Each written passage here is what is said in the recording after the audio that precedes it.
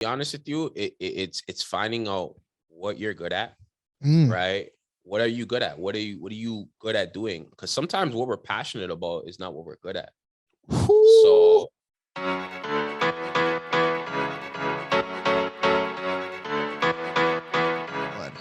hello, everyone. Dondre Homer here. Welcome to the DHomerRealEstate podcast, where the focus is to make real estate, personal finance, and self-development fun, digestible, and relatable to everyone. I would like it if you comment, subscribe, download, share, leave a 5-star, whatever you need to do to help the algorithm. Today we have a special guest, and I don't want to say only a special guest. I'm gonna get in my bag a little bit. You feel me? do your thing, bro. Show. Episode 7. We have someone who has honestly been a mentor from far, and although we're in the same, close in the same age, I look at the moves that he's been making, that he's made, and it's like, wow, I aspire to be like that or get to that position. And when I reached out to him, like years ago, his humility is what stuck out the most. His kindness, the way he made me feel like, you know what, I'm just like you. So don't worry about it. We're gonna help you grow and elevate. And I'm forever grateful. You've helped me with my businesses. You were a tutor for 5 Nuggets, who we were able to help, students with free tutoring, which was a blessing. You were able to, help me look at my finances in a different lens, which I'm forever grateful. And the gentleman I'm talking about is the money man himself, the serial entrepreneur, Shaq Hall. Let's pop it. I appreciate it, man. Thank you. Thanks for having me. I'm privileged to be here. And as I mentioned before, man, before the cameras got on, bro, I'm proud of your growth. I'm proud of where you are right now. I know this is just only a stepping stone because I know what you're capable of, and this is just like literally it's a one level forward in your pursuit of the massive success that you're going to obtain and your value you're going to provide to this world. Not only just to your clients, but to this world. You know what I mean? I truly believe with podcasts, the day and age that we're in, vehicles like this, methods of communication like this can reach out to a lot of people. And we don't know where they're watching from or hearing from. So thank you for having me, man. I appreciate it. So I always start the podcast with 3 icebreaker questions. Yeah, man, let's do it. So you answer these as honestly as shout possible. Out to 5 Nuggets, by the way. I definitely want to give you your flowers, or your appreciation that you deserve, right? That company that you created, and what your vision was for that was really, really good. And I love the fact that you started out with that as well. So I appreciate it. Yeah, man. I appreciate it. So the first icebreaker question I have for you is, what song or album could you listen to on repeat, and why? Wow, that's a tough one.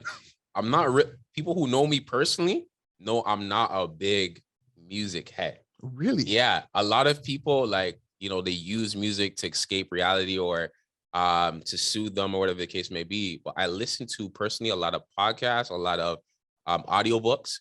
I don't really listen to a lot of music. But album, I would say if I were to go back, what brings a lot of memories is there's probably 2 I could think of right now. And they're kind of like R&B-ish. Drake, Nothing Was the Same. That album's fire in my opinion. Yep. Wale, Album About Nothing.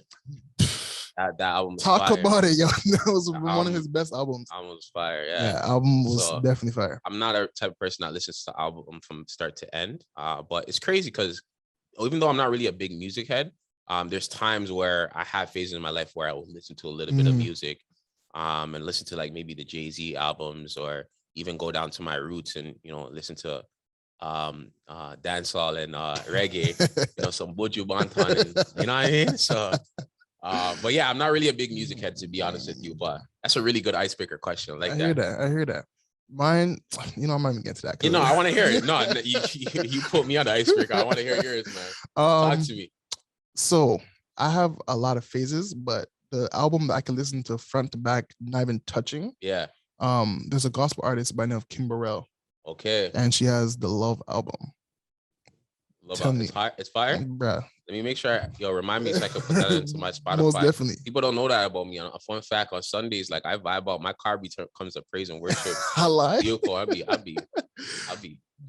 be screaming some Donnie McClurkin, some Kirk Franklin. You know what I mean? I feel you. Hezekiah Walker. Yep. You know what I mean? But that album is top notch. Yeah. But yeah. So going to the second question, I'm actually curious to know about this. Yeah. If you had to delete all but 3 apps on your smartphone, which ones would you keep? All but 3 apps. Yeah, 3 apps you have to keep. Ooh, I use a lot of apps that help me out to live my life and make money. It would be one of my trading applications. I would say the one I use the most right now is kind of probably Bybit or Binance. Okay. Derivative trading. Another app. This is tough, man. My Tesla app. I'm kind of need that to drive my car. It's a really good question, man. Twitter right now. I'm gonna be honest with you. Twitter right now is my news feed. Yeah, okay. It's my news feed right now. So I'd be on it a little bit more now and just kind of getting news and understanding what is trending right now. I don't personally like to watch real news. I feel like it's really negative. But with Twitter, I can kind of like curate and funnel what I want to hear, what I want to listen to, and what's related to what I got going on in my space. So I would say those are the 3. If I can add a 4th, I definitely have to be my Google app. Like literally, Google does everything. Like I'm people that don't know me, I'm anti-Apple. So my Google application does everything for me, and I love it. All right, interview done. I'm joking. Oh man, that's funny. And the last icebreaker question is now this one's very important. You feel me? Like this is, I guess this will allow people to really see who Shaq really is. For sure. What is your favorite breakfast food? My favorite breakfast food? Yeah. That's crazy. How they gonna know who I am based off of breakfast? I'm gonna be honest with you guys. I don't really eat breakfast. Come on, Bridget. Coffee and water in the morning, and I'm good to go. But I'm gonna be honest with you. If I do have something to eat, it's fruits.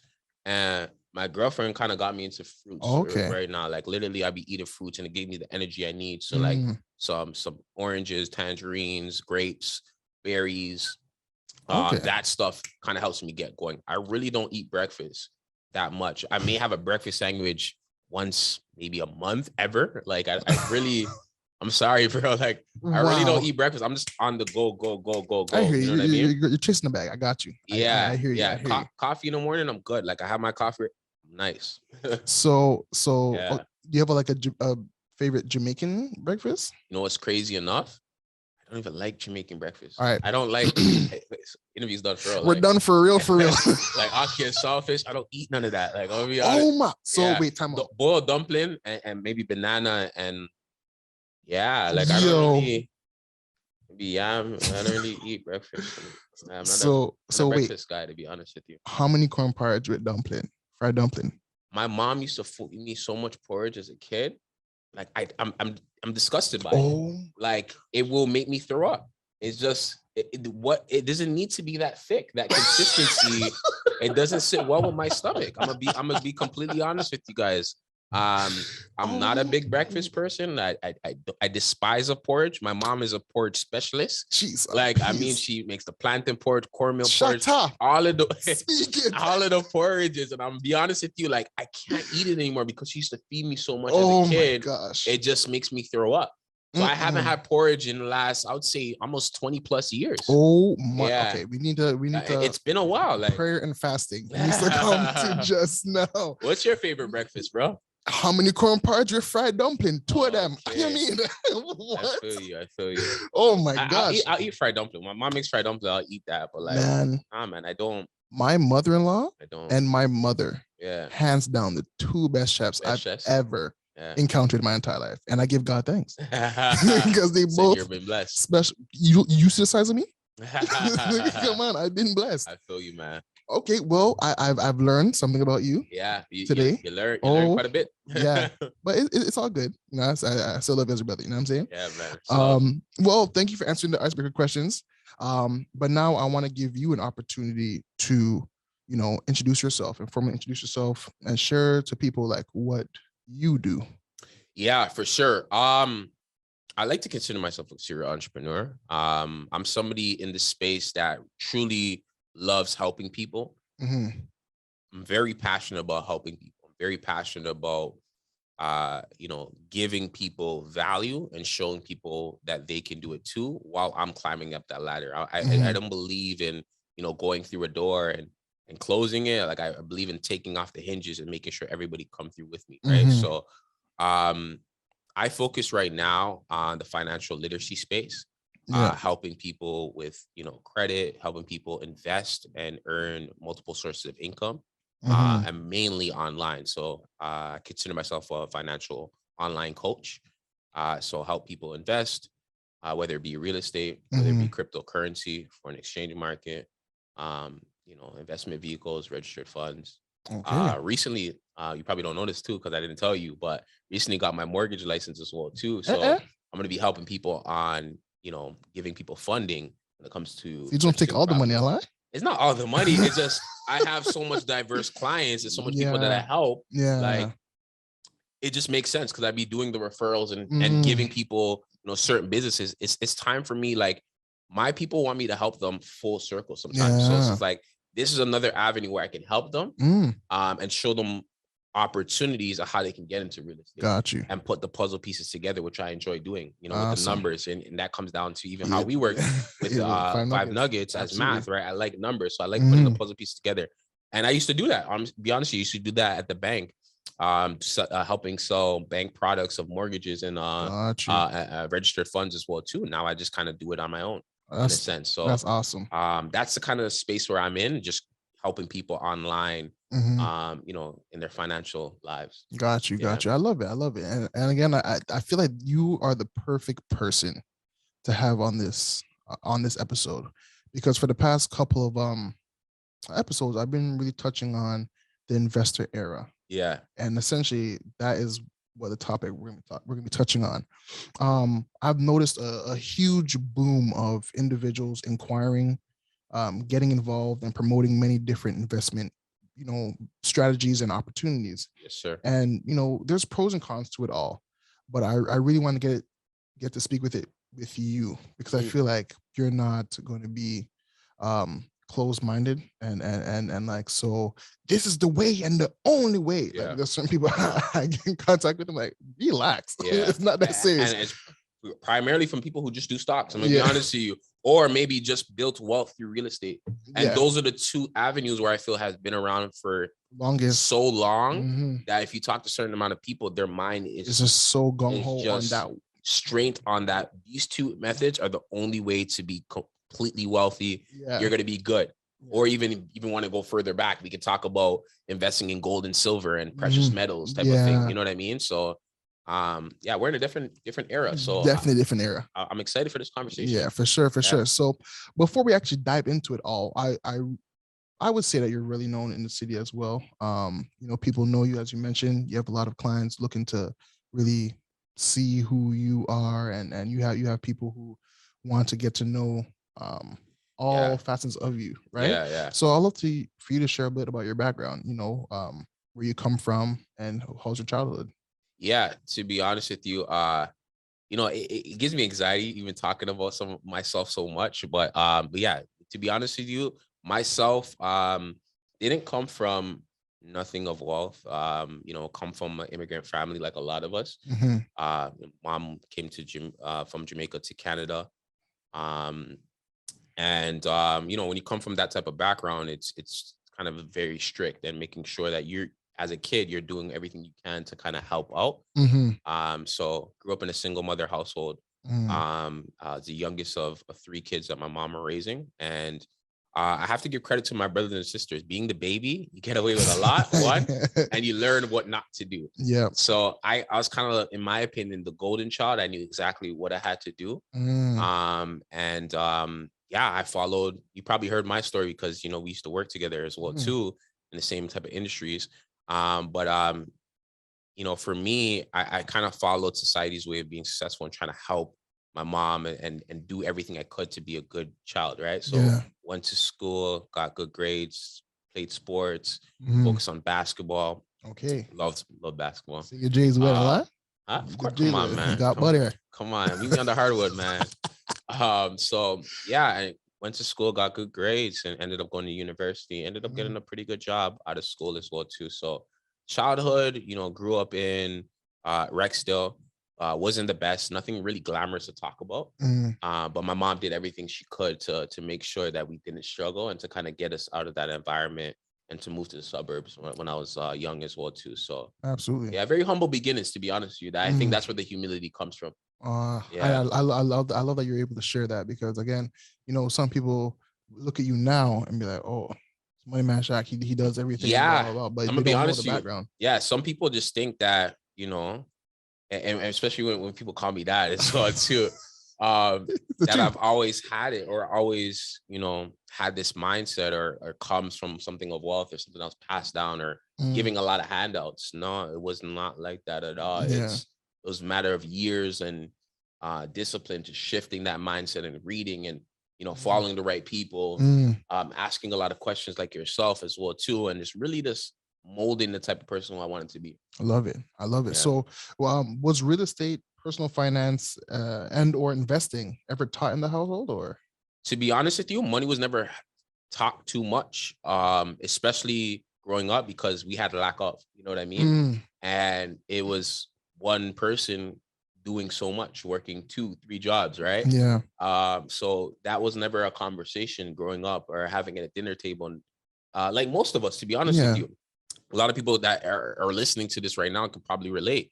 Those are the conversations that weren't had. Yeah. So it was more of just finding yourself Mm, and being that change that you wanted to do to see within your family, breaking some of these, kind of generational curses in a sense. Because I'm looking at other families, other cultures, and I'm seeing that they had a little bit more financial literacy than us. You know yeah. what I mean? Yeah. So, and I've seen it more as I was growing up as an adult, Hmm. working in the bank and seeing, how cultures would handle their finances as Yeah. well too. So, a lot of it was self-taught, Hmm. and just going out there in this day and age on YouTube and the internet and finding the right books and stuff like that to kind of cultivate my mind. I love it. Love Yeah, it. Love it.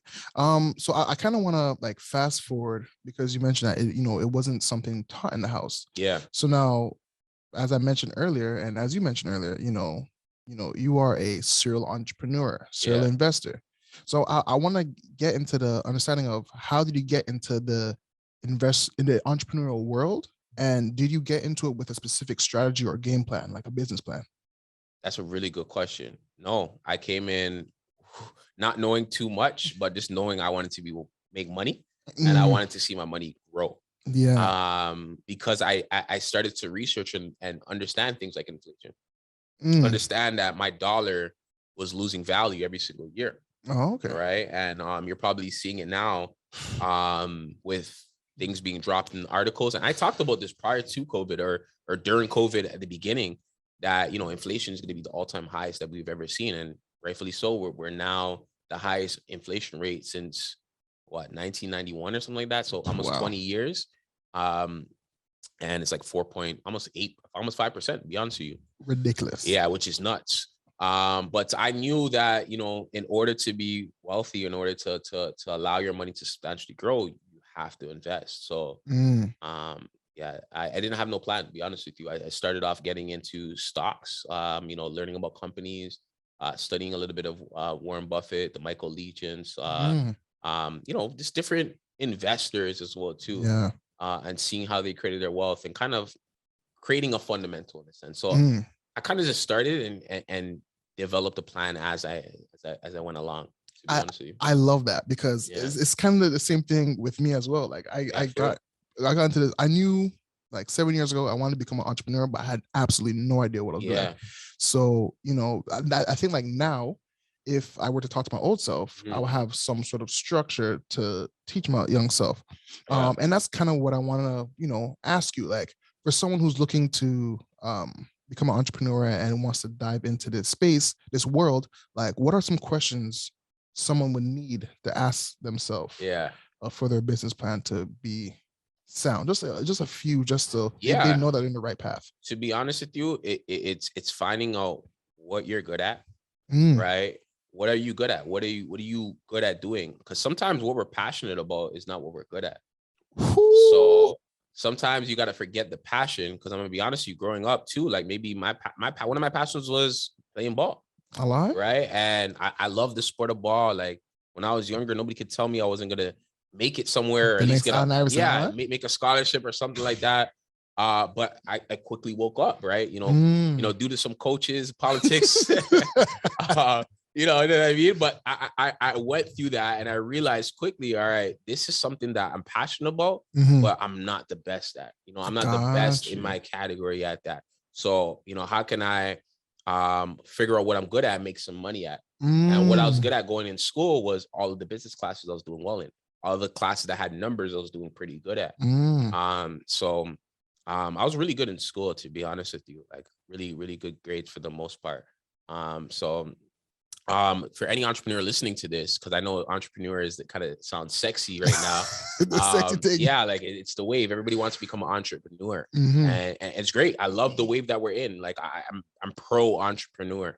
But you ask yourself, what are you truly good at? Because that's what's gonna pay you. It's not sometimes your passion and what you're good at are two different things. So find out what you're good at. I truly believe in life. There's two most greatest things in someone's life is the day that they're born and they figure out why they're born.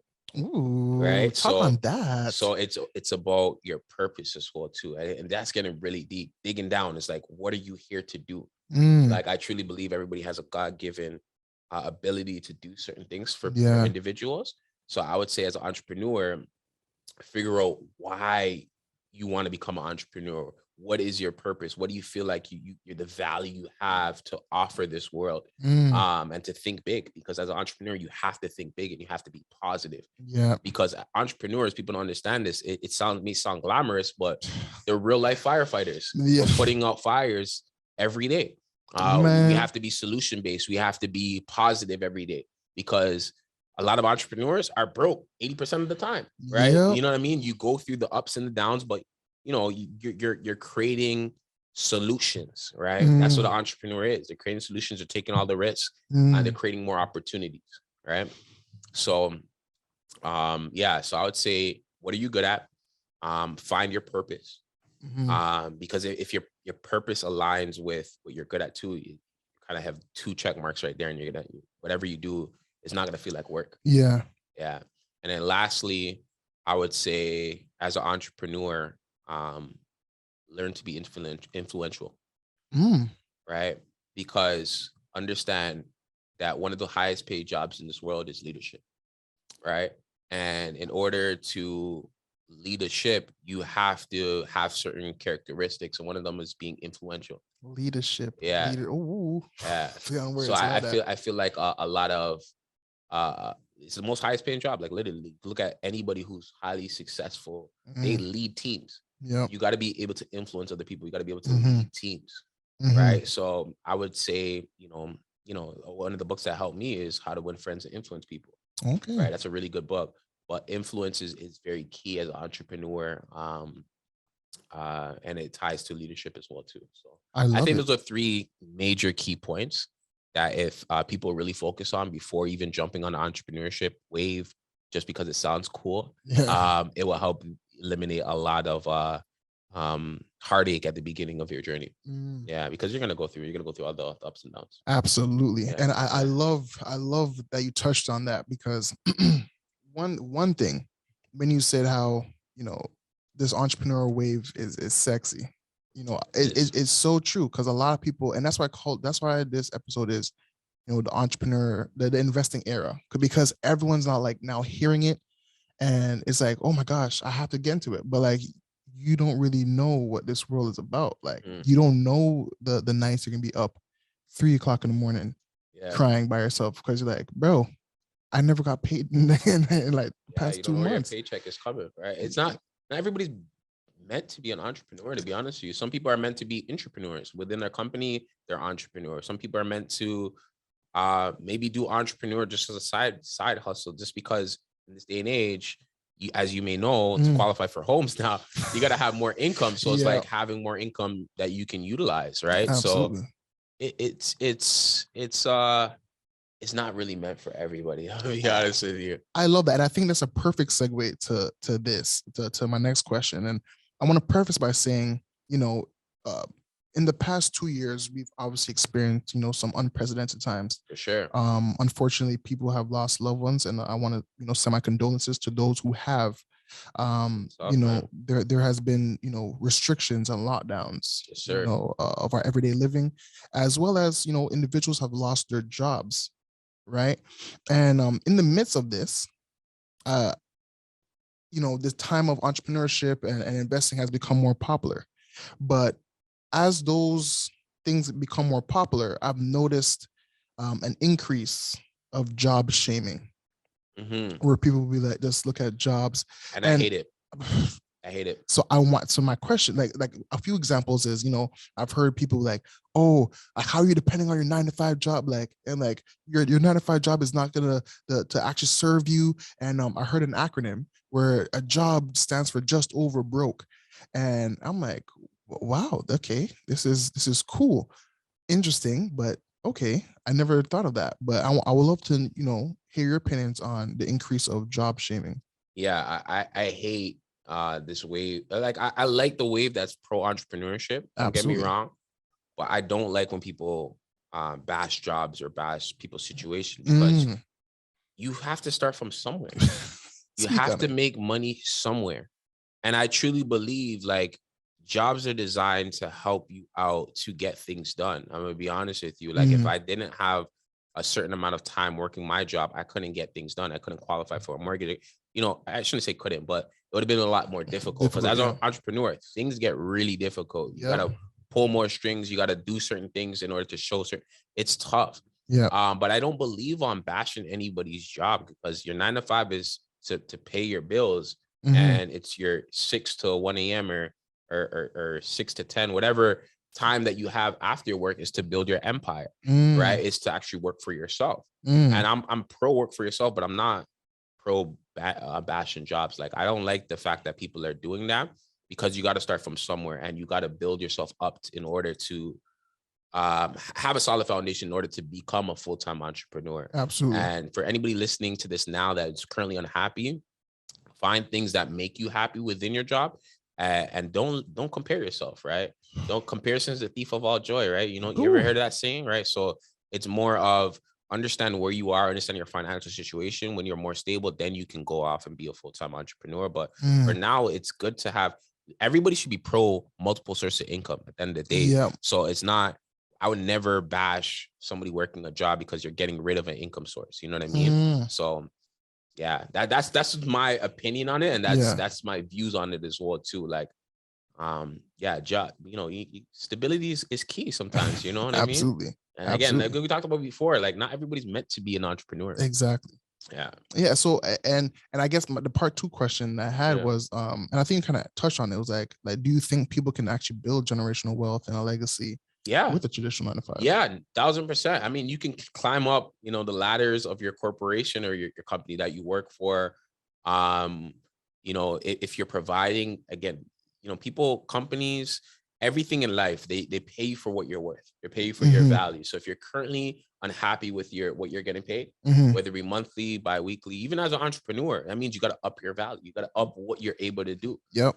So it's just a matter of just upping your skills. Don't wish it was easier, wish you were better. You know what I mean? Just got to be better at whatever that you're doing. Study the top 5 people in your industry, and you'll start to get better as well too. Follow people who have the results that you want, and eventually you do what they do, you get what they get.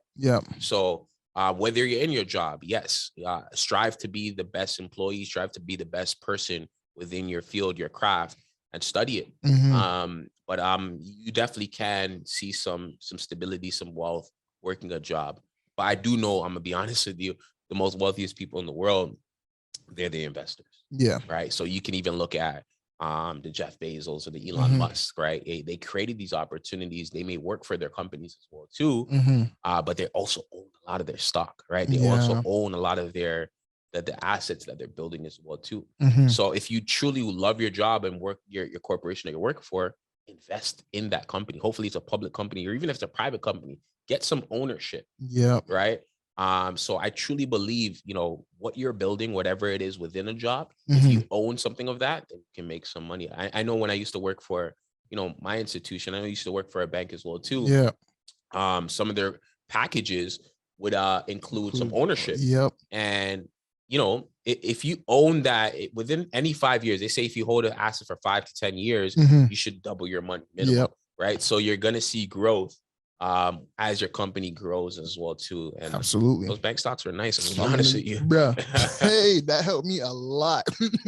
So I'm so happy that we actually got into that, because again, I know people personally who truly enjoy, clocking in, doing their 8-10 hours, maybe even 12 hours, do some overtime, come home, spend some time with their family, and go to bed, wake up, and do it again the next day. And I feel like, just some people are trying to put like a pressure on people to be like, yo, you have to do this. Like, how are you doing it? And it's like, whoa, relax. I enjoy my job, and let me be comfortable doing me. So again, I want to thank you for really touching that, because at the end of the day, people are chasing something, whether it's a lifestyle, money, or time. And again, I appreciate the entrepreneur wave. However, I do believe that the delivery can be better at times. I'm pro happiness. So if it makes you happy and you're able to cover your expenses and have a little bit left over to go on that vacation or to save and invest, that's what I'm for. Absolutely. So I'm definitely pro happiness regardless. But some entrepreneurs who, if you're listening to this as well too, don't bash jobs, because we all came from that. Absolutely. And understand it's not meant for everybody. Absolutely. Absolutely. I thank you for touching on that. So now moving forward, we're going to get into the juicy stuff. Let's do it. We're going to be touching on the different investing vehicles. So Forex, stocks, cryptocurrency, the new thing, NFTs. Oh yeah. The real estate. Yeah, real estate. Let's do it. And we're probably not going to touch on all of it. Just due to for time and stuff like that. Yeah, but, for sure. I want to focus on the first one, Forex. 3 questions. What is it? How does one make money? And why should someone consider it as a vehicle to grow their money? Yeah, so I first started off with stocks, and then I found out about this Forex stuff, because it's been hearing online. And one of my homeboys got involved with a new company, and was kind of pitching it to me. And I had an open mind. I was opposed to it at the beginning, but I had at least open mind to at least hear him out and give it a shot. So Forex stands for foreign exchange for short. That's the full version of what it's called. Forex is for short. And essentially we're participating in it.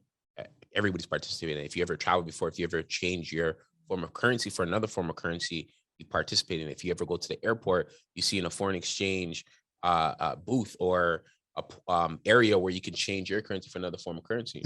What it is, trading it, is basically, instead of actually holding it physically, these currencies, and buying, let's say, 1,000 of Great Britain pounds, and then you're trading your Canadian dollars for that.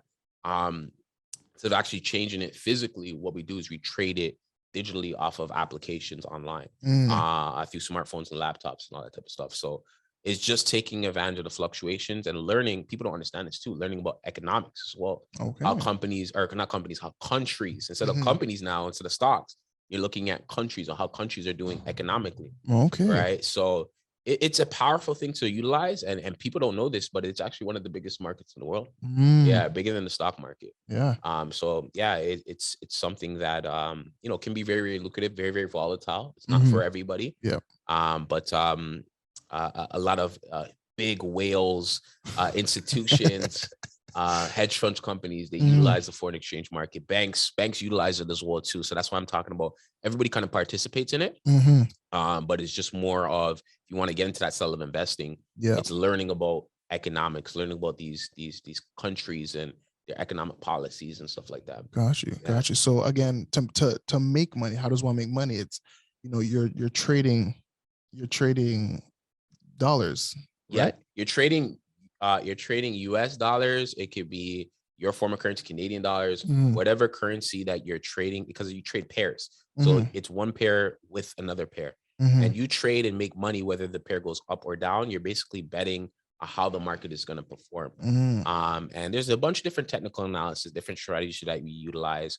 But not to get too complex on this call, it's just basically you're going to buy when the market is low. When you see a low point in the market, you see a little bit of, support. And then you're going to sell when it's high, when you see some type of little resistance, right? So you make money whether the market goes up or down. It's just understanding which direction it's going.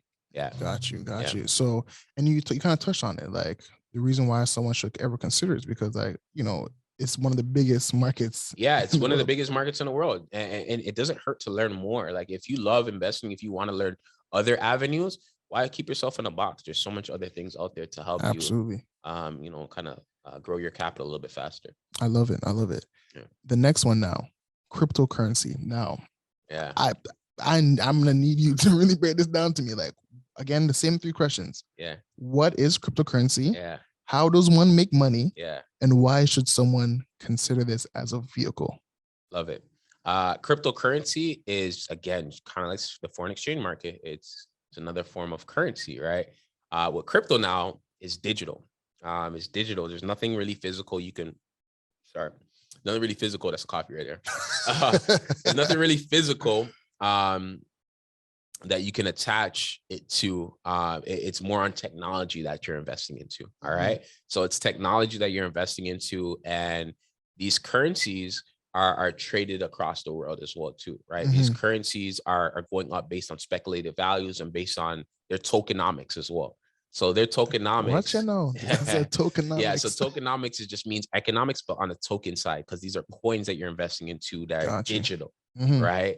And it's kind of a decentralized platform, meaning that there's no intermediaries in it. It's pure person to person through these blockchain technology. And that's what I really love more than anything, the technology behind it. And how people make money is just like investing into stocks or real estate. You invest into these coins, you find a platform that a broker that can give you these coins. You put your capital, exchange your fiat currency, which is either Canadian, US, or whatever currency that you're currently located or currently have for these coins. And then you hold it, right? You hold it, or you buy and sell it. So, as it goes up, you make money. And if you trade it as well too, as it goes down, you can make some money as well. So that's how you make money with cryptocurrency. Primarily, the easiest way is kind of just buying it and creating a basic account. I'll give you guys some gems on this call. ShakePay is a great one. I'm pretty sure you utilize that one as well too. Absolutely. Yeah, DeAndre can send you a referral link for that if you need it. And then essentially, you just buy it. Like I believe in cryptocurrency so much. I have my mom on it. Like I have family members on it. Like everybody around me knows that they got to get involved into it just because it's so new. It's developing. Companies are starting to get involved in cryptocurrencies. It's growing so much, and there's like cryptocurrency is gonna, like, you have some questions as well too, like the NFTs and maybe even the metaverse and different areas where it's starting to branch off, where you can make more money through it. So did I answer your 3 questions? What is cryptocurrency? Kind of basic, how to make money off of it. And I guess why should someone consider it? Oh, why someone should consider it? It's solving a lot of the world's problems, right? Instead of sending money, through Western Union or these banks, and they charge you so much, fees, you can send it through cryptocurrency. It'll be a lot faster. As long as this person has a wallet, you can send it and it's there within minutes. And it's, again, peer-to-peer. So you're eliminating the middleman. Yeah. Right. So I think it's solving a lot of the world's problems through eliminating the middleman and through the technology and the advances that cryptocurrency is currently developing right now. Yeah. Love it. Guys, tune in, I hope you guys have your notebooks and your pens ready. You know what I'm saying? Taking notes. And you kind of touched on the next one I want to touch on, which is NFTs. Like, I'm hearing it, and my brain, the way I look at it is like, it's kind of like an auction. that's kind of how my brain is kind of understanding it. But like, can you touch on, again, same 3 questions? What is it? For sure. So NFT stands for non-fungible tokens. Think about it this way, right? You have 2 notes in your hand. Like, let's say you have 2 $5 bills, right? The $5 bills may look the same, but they have different serial codes. So that differentiates them from the other. Like, one is produced, and there's no other ones that's going to be created that same specific number. So non-fungible tokens are basically assets as well too, that creatives now are able to create and sell and make some money. And the people who are buying it and selling it as well too are able to make some money as well too on the marketplace.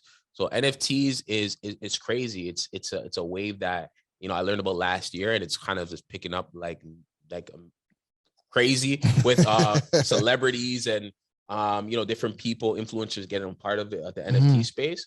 But it's really good to see, because it's bringing more people into the crypto space, because it's NFTs is being able to operate through the blockchain technologies, or whatever blockchain is operating, whether it be Ethereum, Solana network, Terra Luna, Cardano. Like it's another way for people to make money and invest.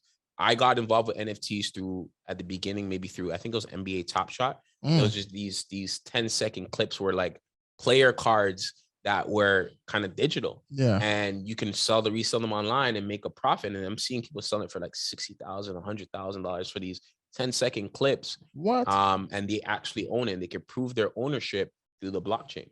Oh. Yeah. So that's all it is. It's just basically digital art pieces, or digital, if you want to think of it like maybe playing cards in certain avenues, or even music, right? You know, shout out to Tory Lanez. Yeah, I've seen that. He made $1 million in less than a minute selling, you know, 3 songs on an album for $1, something like that. For $1, right? So 1 million copies in $1, and he made $1 million in a minute. And then on his marketplace, I think he's developing an app too, where they're able to sell it, where you know, every single resale, they get a percentage of that too. So now for artists, they're able to get more ownership on them. And then cutting out some of these distributors, you know what I mean? So it's a benefit for both people, both the investors and the fans, and the creatives as well too. So NFTs is very, very valuable right now. So let me ask you a question. So I have a book. You know what I'm saying? Yeah, you're asking the right question, by the way. So if I have a book and I have a digital copy of my book, that I only own, I can somehow create. Yeah, you can create it, and it's called like a minting process. Like I'm learning about this right now as we speak. It's crazy because, you know, I'm going to be developing probably one of my own NFTs, to be honest. Watch it now. Yeah, man. And there's providing more value to the community. Bag. Yeah, for sure, bro. Like literally not only be an investor, but I like to create as well too. That's kind of how I'm thinking a little bit more bigger. But to answer your question, if you have a book and it's digital, right, you can create an NFT as well too, and provide more value, like a utility for that book specifically. Have maybe a specific amount of copies, and there'll ever only be a specific amount of copies, and it'll be kind of minted or processed through the blockchains where people can show proof of ownership, right? So they have special access. And a lot of NFTs and the cryptocurrency space, it's different in stocks. There's communities based around these investments as well too. So you can create a community for yourself around the book that you have as well too. So it's beautiful because investors are people who want to support your book. They can prove that they own it through the wallet that they have holding the NFTs. And you can prove that you're the owner, you know, through your minting process and showing that you developed this book, et cetera, et cetera. And then you can take a cut off of every transaction if somebody wants to resell it. You know what I mean?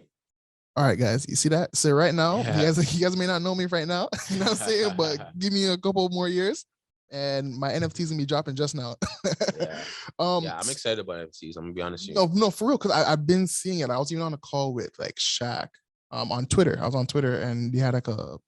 Did you know that? Oh, Shaq, Shaquille O'Neal. Yeah, Shaquille O'Neal. Sorry. Yeah. I'm like, what's Shaq?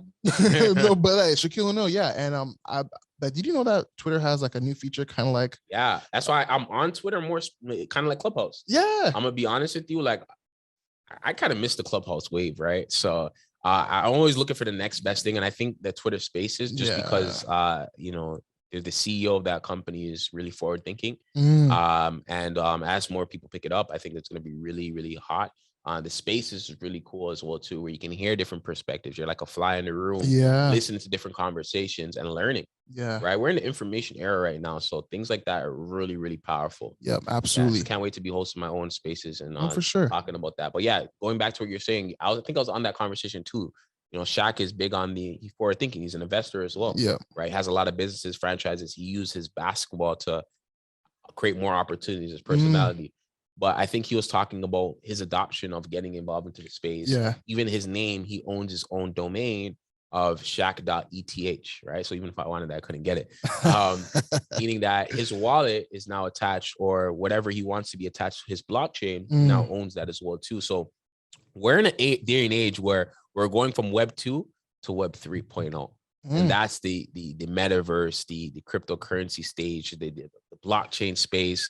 You know, a lot of people are opposed to certain things that are new, but we should really embrace it, because who knows how big this was going to be. They laughed at emails. They laughed at the internet in general, that this was a fad. And look, we use the internet and everything. Like religiously. My car has internet in it. Like, you know, every phone. I've seen fridges that have monitors and internet on it as well too. So it's right? Crazy. So, it's crazy. And you touched on the metaverse, and I wasn't going to touch into it, but like you touched on it. So I'm like, that is a very interesting space. Like even now, I see a lot of realtors now saying, yo, you can buy land in there. Yes, sir. And you can really, real estate's on there as well too. Yeah. So like, can you touch on it just a tad? Yeah. Metaverse is basically, and you know, shout out to Facebook. Facebook's kind of been helping, you know, kind of lead the way by changing the name from Facebook to Meta. Yeah. And investing billions into the space. Other companies as well too. Like I definitely don't want to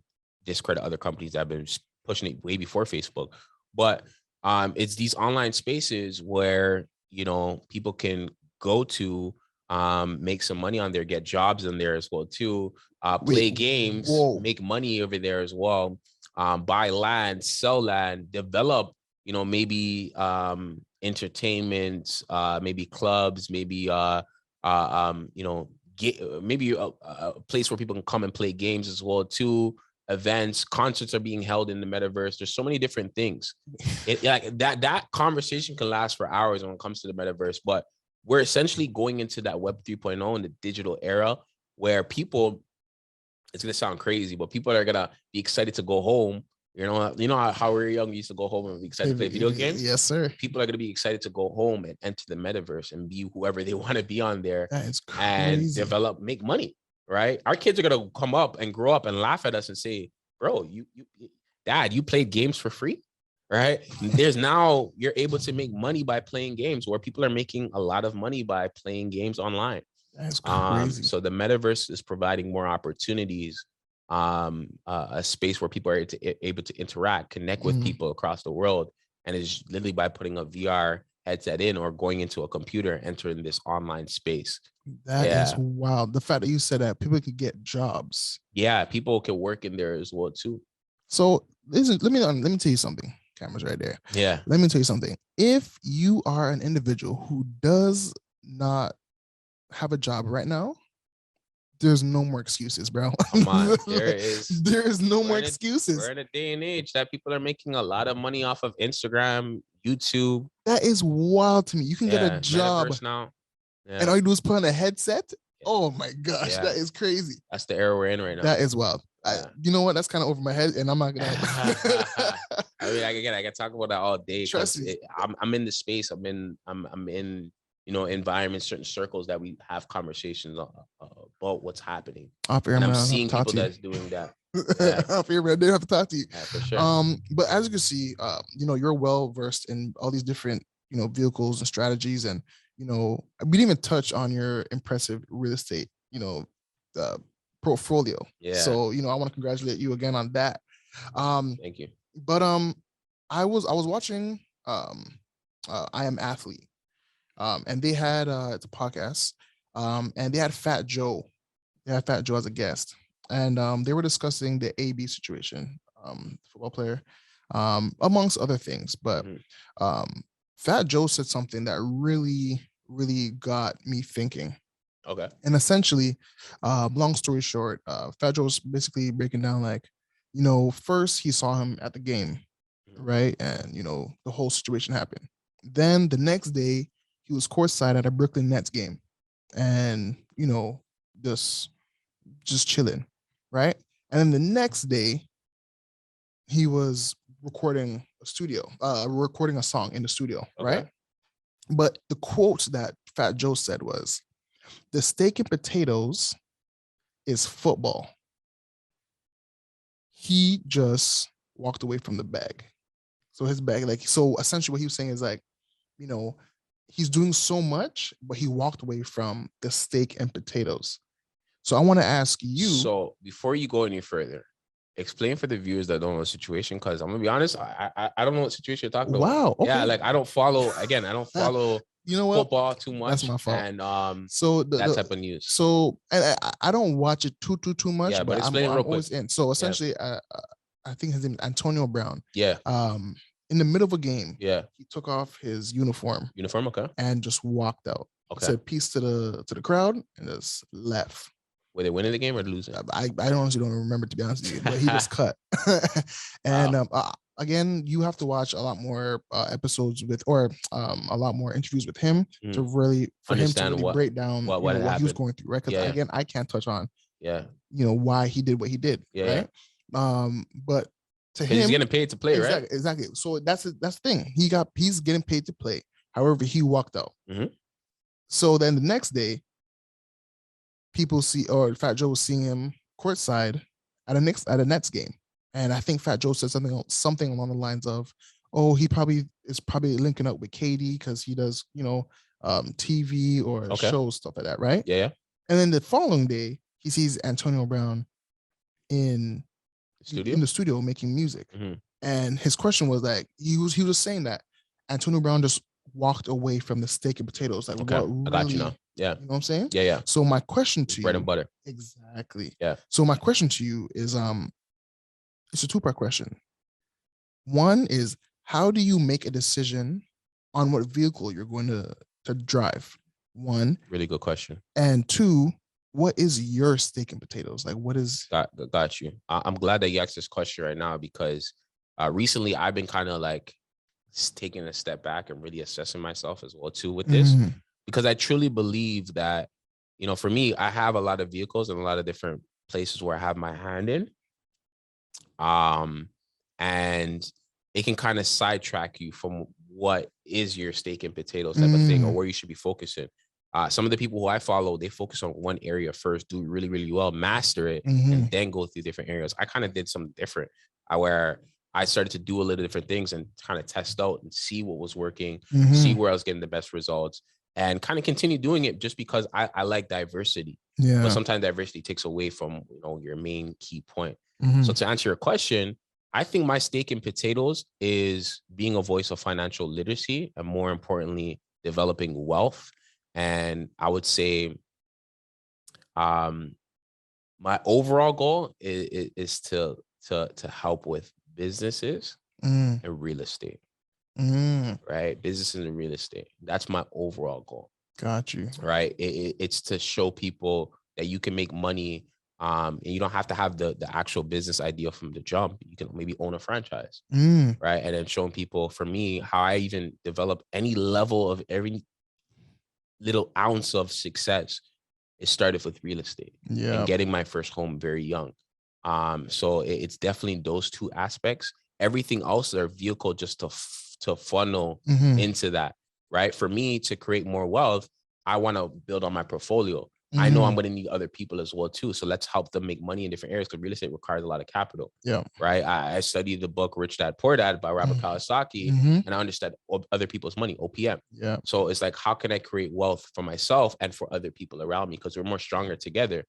So it's showing people vehicles like, foreign exchange, cryptocurrency, trading, investing, the NFTs, metaverse, all that type of space, learning about that, helping them create wealthy. Now they love, trust, and respect me. Now if I have an opportunity where we get into commercial deals, or even development, I can pitch to them certain things, right? So I would say my steak and potatoes will be around financial literacy, more importantly, and teaching people the things that I've learned from my banking experience and some of the experiences I went through, and business and real estate. So it's in the mix of that right there. That's kind of like the steak and potatoes, because the end goal comes around that as well too. Showing people how you could develop equity, how you could take that money out and reinvest it and use it, right? Exactly. How you can, get involved into a business and generate cash flow, right? And then do more damage with that and show that as a corporation and potentially get credit, right? Gotcha. And access to capital is very, very important. That's kind of one of the reasons why this year I made it my duty to really get involved in learning more about access to capital and being a person that can help people get more access to capital. Yeah. Okay. Because I do know how powerful, like even the stuff that you probably wanted to do as well too. Like none of this could be around. Like we had a conversation before we started the airing, is how important access to capital is, or how important it is to have the right people around you that have money to put things into place, right? Absolutely. So that's kind of my steak and potatoes. I love it. I love it. So clear enough. So let's kind of put a number to this. So let's say right now you get a check for $10,000. Okay. How do you use that $10,000 to feed that steak and potatoes? If you understand. So it's tough when you put a number on it. It all depends. It all depends on the person's situation. Like, is you're giving it to me, or are you asking the user if they had $10,000, what should they do with it? No, I'm asking you. So how does, let's say someone gives you $10,000 check, how do you use that now to operate in your steak and potatoes? It depends on what my goals is. So if my goal is to get into business and real estate, with $10,000, the average business, may take minimum $20,000, $10,000 to $20,000. Like, you can't really do too much with $10,000. So it's a matter of how can you flip that and grow that to even further. So for me, 70% of that will go to investing. And that will primarily go to buying and holding strategies with either cryptocurrency, maybe a little bit of stocks, safer stocks, of course, that pay you dividends for owning that. Mainly for buying and holding projects. And it depends on my timeline as well too. That's a very tough question to ask of what timeline. And then once you get to a certain amount of money, maybe, there's alternatives, like you can get involved in pre-construction. That's another way to get involved in real estate, smaller amounts, and kind of gives you more time instead of having the upfront 10, 20, even 5% of the actual purchase price of a property. It'll be more of, buying and holding. And then the 30% of that would be more riskier plays that can generate more income. So that would be on the trading aspect, or even getting involved into companies that are maybe overlooked, maybe cryptocurrencies that are overlooked, that are worth a little bit of money or in value, but have high potential upsides based on the technology that they're producing, or maybe there's hype around it, because you can make money off of hype too. People don't understand that as well. But you got to be smart with it. And you got to be able to pay attention, because you can get rug pulled, meaning that people can pump up the prices and then take their money out. And then if you continue holding that, you can lose your money. That's a lot of money. Yeah, lose a lot of money. Most of it will be towards investing, right? Into vehicles, into things that we know long-term are going to be doing well. And then 30% of that would be a little bit more riskier plays to generate some capital. Yeah, that's dope. So that's what they do. And then once that number gets to a certain place, then we can go into more businesses and real estate conversation. Because a lot of people don't understand, you don't have to have a lot of money in the world. Whatever you have, you just got to allow it to grow, plant those seeds and be able to water it. So that way you can bear fruit. Got you. You know what I mean? So, and then once you're able to bear fruit, things get sexy, and you can get into, you can hit up you and get into some real estate and some other opportunities as well. I love it. Yeah. Honestly, we're going to wrap up soon, because I know time is probably far past. But I always say it in the beginning and also at the end of each podcast and each episode that, the focus of this podcast is to make real estate, personal finance, and self-development digestible, fun, and relatable to everyone.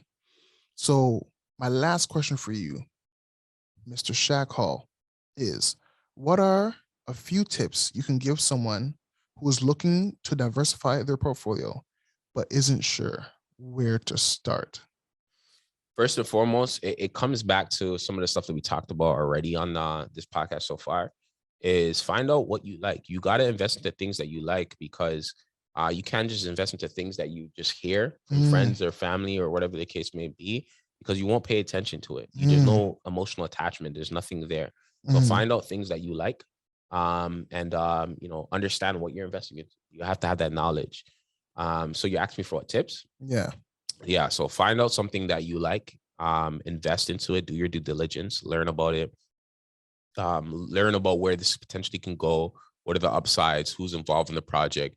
Is there a max supply? Learn your fundamentals. Like create fundamentals if you don't already have one. If you don't already follow somebody that has some fundamentals for investing, you want to follow people who have potentially the results that you want as well too. So have some type of fundamentals, whether it be, you know, this coin or this project has a max supply of this, you know what I mean? Like you have to have certain strategies for that. And I could talk about all day about different strategies and different people. Like even, you know, shout out to Ashley, right? She's great at strategies when it comes to investing. She's somebody who I work with in the cryptocurrency space.